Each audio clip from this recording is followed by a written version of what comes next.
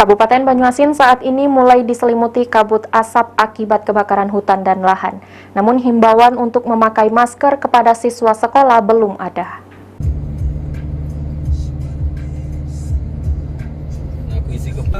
Kabupaten Banyuasin saat ini mulai diselimuti kabut asap akibat kebakaran hutan dan lahan. Kabut asap terlihat pada saat di pagi hari.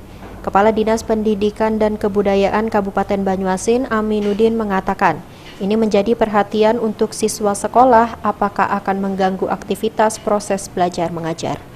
Oleh karena itu, pihaknya akan berkoordinasi dengan Dinas Kesehatan dan DLHK terkait kondisi udara saat ini.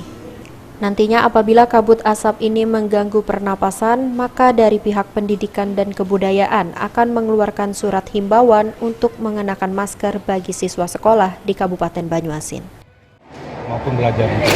Sejauh ini belum kita laksanakan karena kami juga di Kabupaten Banyuasin dan merasakan baru 2 hari ini yang kelihatan memang pagi-pagi dengan asap, tapi melihat situasi ke depan mungkin bisa juga kita lakukan himbauan kepada siswa yang memakai masker.